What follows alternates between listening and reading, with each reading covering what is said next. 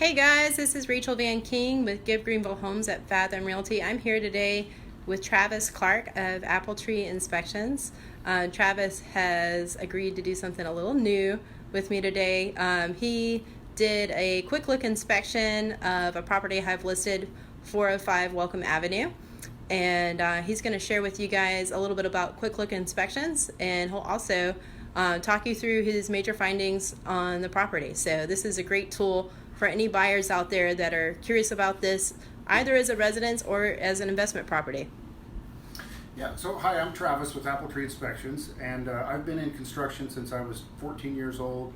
I'm a certified master inspector with InterNACHI, and just to explain real quick about a quick look inspection, a full inspection, we're looking really at every detail, and we check every accessible outlet and every door, every window, every appliance, everything in the home. Quick look inspection is more suited for the major components of a home. So we're primarily looking at structure, safety related items, and the function of the larger equipment like the furnace and things like that. It's meant to be about an hour inspection, and it's really good for listings or when you're getting ready to list or sell your home, because sometimes you can get a home under contract and something major or unforeseen might blindside you. Been there? And really create problems, and then everybody's under a time pressure for closing and other type of stuff. And so getting the major components are inspected or the major things found out before there's a buyer can really be beneficial. And then when somebody's going to buy a home, it can also help them. Oftentimes in Greenville, it's a really hot market on some houses. A lot of times multiple offers in a very short time. And so a quick look inspection, I can usually come out in the evening. I can do it in a short period of time, and on those type of houses, a seller isn't going to fix cosmetic type related items anyways. It's only the major items that are relevant to the transaction. So it's normally about $125, and you get that summary of what I've found just right on site, so you know right away, have the information that you need to make an informed buying decision. So that's why we started doing the quick look inspection. Yeah. And this has helped me. This is something new that we're doing today, but I know one of the first times I did a quick look inspection with Travis, a buyer and I were able to beat out 13 other offers on a house that was at a really competitive price point. We knew there were going to be a ton of offers. There wasn't really a lot that we could do price-wise. At least we could go up some, but you know, we couldn't offer thousands and thousands above asking price. So we put a very short inspection period and had Travis come out the next night.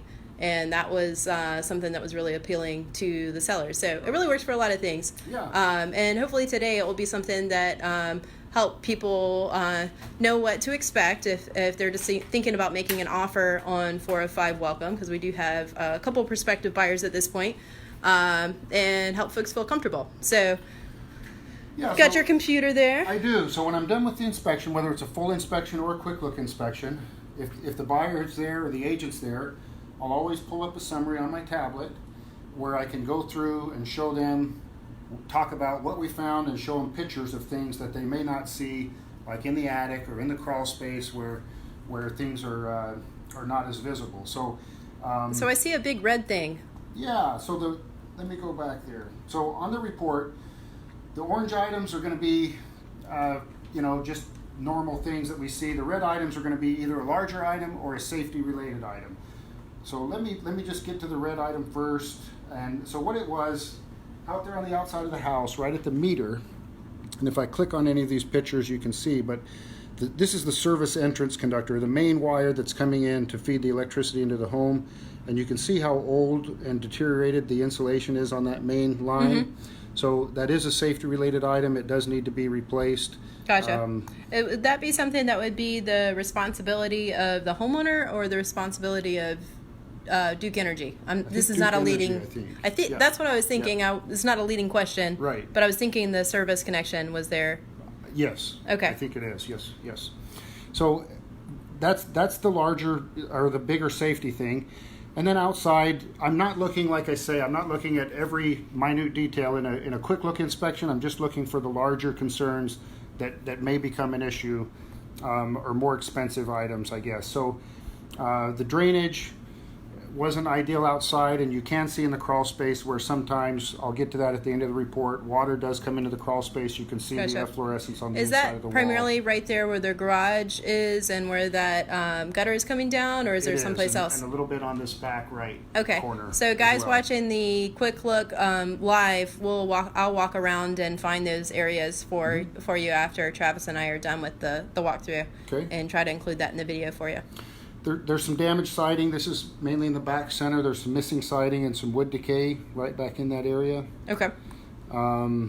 There is some. This is mainly on the outbuilding. So there's some areas where that's the side of the garage. Yep, the side of the garage, and then that wood is right up against the dirt. So that's fairly obvious. And maybe I should get to the ones. There are some windows. I think there was 3 windows that had some decay in the windowsill. And I'm not a contractor. I obviously, for those watching, not a contractor. To my untrained eye, it looked like that's probably the one that's to the master bedroom. It is. Yeah. And that one looked pretty rough. It looked like it might need to be replaced. The other ones, it looked like it was more just in the front. There was one with a piece of wood up top that I felt like could probably my handyman could go in there and pull that out and replace it. And then there was one sill. Yeah. Do you think that's a fairly accurate assessment? I do. Or? Yes. Yep, absolutely. Okay, so one window to replace and maybe some wood to replace. Yeah. As well. Or even just sometimes you can put an epoxy wood filler in there and just replace the rotted area. The front porch has settled some. Okay. In your opinion, and while we're doing disclosures, I know you're not a structural engineer, but looking at that, and I did notice that. It looked to me like the front porch is maybe a different structural entity than the house. Right. Is it tied into the house? Is that a load-bearing wall? So it is. No. It's just the porch itself. It's not. Okay. It's not related to the actual home's foundation. Okay. So, I didn't see any major settling on the foundation or any major cracking or anything like that on the house. Gotcha. Just the porch itself, which is separate. So. Okay. And not really uncommon for older homes to see some movement on that. Anytime there's more than 3 steps, there should be a handrail. Let's see here. We talked about the red item. Okay, the wires coming out of the electrical panel, and again, this is on the outside on the left side. So these Romex type wires are not meant to be exposed outside. The sunlight deteriorates the insulation. Okay. And you can see on a kind of a close-up picture, like even in here, is getting to where the wires are the insulation's starting to where almost the wires are exposed. So gotcha. Wires outside should be in a conduit to be protected. There is some abandoned wiring up in the attic and as well as in the crawl space. Not a lot, but there's a few places. A couple of outlets that had open ground. There was a couple in the kitchen and a couple in the bathrooms where just the ground wire was either missing or not connected in the outlet itself. I think most of the wiring in the house is probably older and that there's some 2-pronged outlets in the house. There's a lot of 2-prong outlets. Yep. And I know the Romex coming into the house, that would be grounded. Did you happen to notice sometimes I see major appliances have newer wiring that's grounded, and then the other stuff has none. Did you see anything like that, or? I did, yeah. And there is some new wiring and some old, some old original wiring, and same exactly like you said with the outlets. There's 2-prong outlets, and then there are also some 3-prong outlets. Okay. None of the outlets have been upgraded to the newer GFCI protected outlets. So, modern standards those are recommended in kitchens, bathrooms, exterior. $15 at the Lowe's. Yep. Not that I'm recommending that everybody install their own, but there are YouTube videos out there just saying. Yes. The sprayer at the kitchen sink didn't work. Okay. Both of the toilets were loose at the floor. The toilet that's in the main bathroom, right underneath that toilet in the crawl space, there is some wood decay on the joist right there, and I'm pretty sure it's as a result of that toilet. Okay. There's some... Like what of the wood decay? Yeah, it's coming up. It's coming up. One of the windows didn't work on the back right bedroom. Gotcha. Had a window that didn't work. With the wood decay under the toilet, would you say that's like demise is imminent? Is that it? Okay. So, yep. So okay, that's the thing that I went underneath and took a picture of before. So there's 2 places. One is under the toilet in the main bath. and the other spot is underneath the shower in the master bath. Gotcha. so And what that you looks can- like that's active. It is, yeah, because it was 96% on the moisture content, so it is an active, and both of them were active.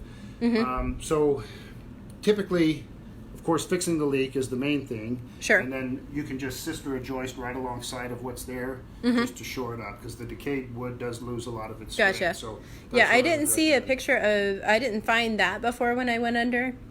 You know, A little harder to get I'm to. not an inspector, but I did find the other, and I sent a picture to a contractor friend, and he was like, "Yeah, that joist needs to be sistered." Exactly. So- Yep. And that's not a real expensive or difficult thing to just add additional framing there.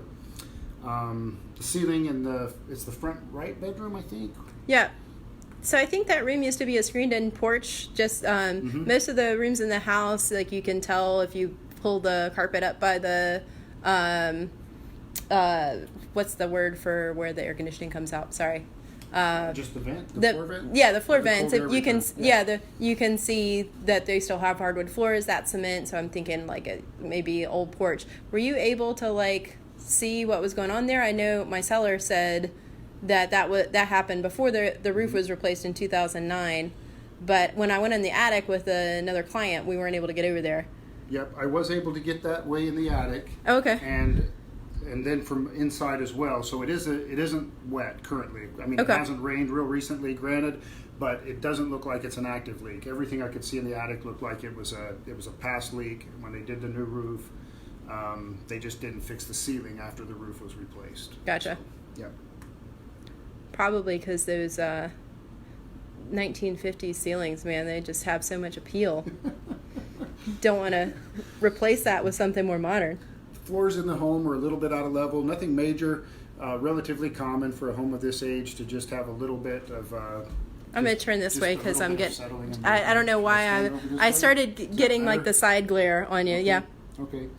In the crawl space, just a couple of recommendations. There isn't a vapor barrier. That's just typically we recommend a 6 mil or thicker plastic covers the entire floor of the crawl space.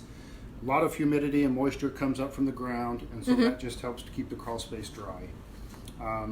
The other thing in the crawl space, so this is the area that I was talking about where you can see water has That come in fluorescence. sometime. What were Maybe the in the moisture? back. You already told me, but just Yeah. for the viewing public, what were the So- moisture levels in the crawl space? One of the big things we check when we're in the crawl space is the moisture content of all of the wood. So we're spot checking as we go through the crawl space, and we were averaging. I mean, we were getting between 16 and 19%, which Okay. for this time of year, that's really good. This is when you would have the highest moisture content that you would throughout the year, right at the end of the summer, and so yeah, that was really good. But Hey, Tara. a vapor barrier is still a good idea regardless, just as a preventative thing. We've talked already about the wood decay. So Right. that's this last item. I'm zooming in. Yep. So that's really, and this one is under the shower, the master shower, and then under the toilet in the main bath. So those were the That's two. the shower and that one's the toilet, That was right? backwards. Yes. Yep, okay. Yep. It's That- interesting. It looks like they almost like started to sister that, and then they didn't fix the leak or something on the They put shower a small one. patch there, but yeah. So that's really the summary. Okay. So again, a quick look. It takes about an hour, and we're just looking for the major things that would be a major expense or a major concern for a buyer or seller. And we've had very good success with it. We've had a lot of buyers and a lot of agents that it's really worked out well for. Yep, I would say that as an agent. Travis has done some quick look inspections for several of my clients now, and it's made a big difference for investors, for maybe some home buyers that shelling out money for all the inspections makes them a little bit nervous, or maybe a competitive situation where we can't ask for too many repairs. So if I can put a little shout out in there, I would say that. If anybody is on here, I've heard from several agents so far that have said, hey, send me a copy of the quick look video once it's done. If you're watching this during the live or checking in after the fact and you want a copy of the video to send to your client, just drop a comment with your email address. I'll be glad to send you an email with a client or an email with a video for your client. And just so you know, agents out there, we have had 3 agents so far, and I'm putting Travis on the spot. He's like, you're talking about offers and you're pointing your camera at me. We have had 3 agents in the last 24 hours say that it looked like they are potentially putting together an offer. So don't be shy. Come in with your offer, and don't assume that somebody else is automatically going to beat your offer anyway, because you never know. But would love to hear from all of your buyers, and my sellers would be thrilled to get some great offers this evening. All right, thanks, y'all.